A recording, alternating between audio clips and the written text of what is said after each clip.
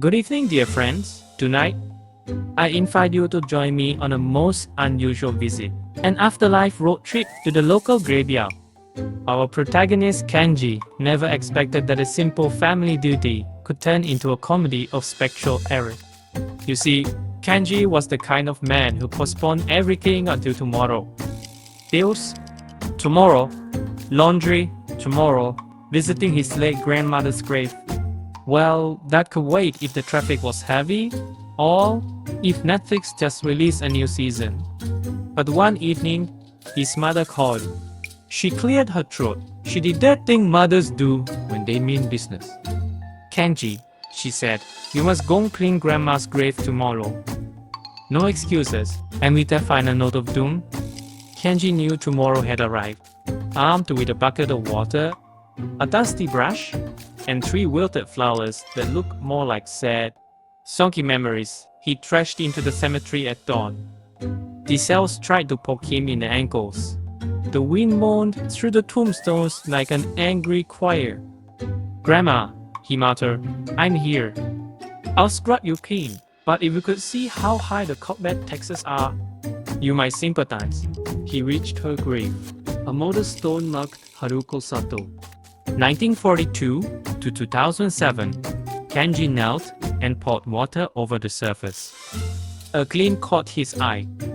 The clean spot he'd made revealed an inscription he'd never noticed. Tea spring coffee, black, no sugar. Kenji blinked. Was this some posthumous joke? His fingers trembled as he read it again. Spring coffee, black, no sugar. He felt a breeze, like a chilly breath on the back of his neck.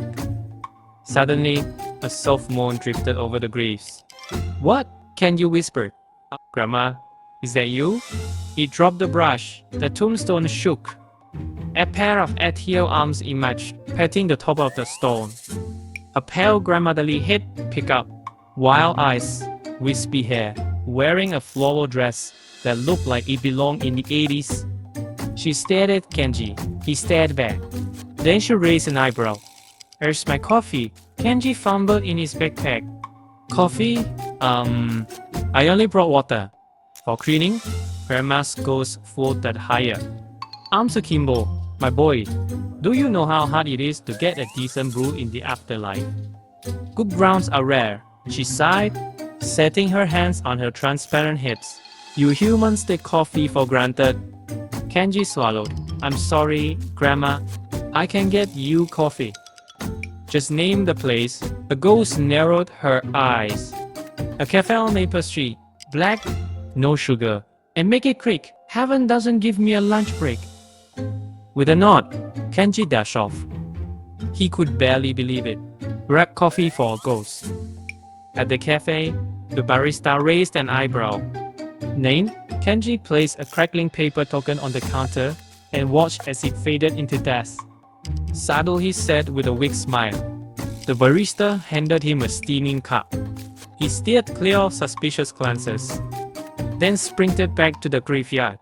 When he arrived, the ghost was pacing between tombstones. Grandpokes at a grave that didn't belong to her. Kenji, you're late. He held up the coffee. Here it is. She took a careful sip. Her face lit up. That's the perfect rose. Well done. Boy, Kenji wiped sweat from his brow and sat on the edge of the grave. Silence stretched. Then Grandma sighed, leaning back against the tombstone. Now, about housekeeping. Add high coffees, please. Mow them, trim them, and mow more. Kenji groaned. Mow the cemetery?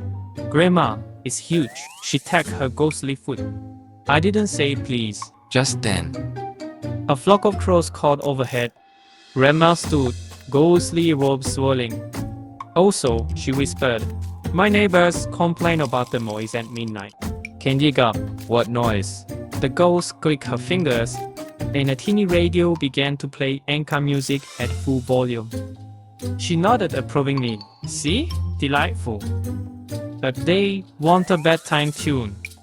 Kenji rubbed his temple. So, I have to sing to you every night. Grandma winked. Only the classics. And don't forget the coffee. She drifted back into the grave and vanished. leaving Kenji clutching the cup.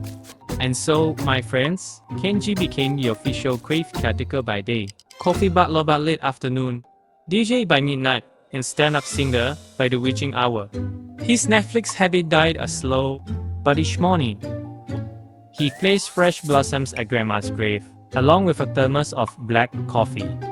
They say on quiet nights, you can still hear him crooning old tunes under the moonlight, and Grandma's grave echoes with applause. You see, in the in-between, family chores never end. They just get resurrected. Good night and sleep tight, because someone might ask you to mow the lawn in your dreams.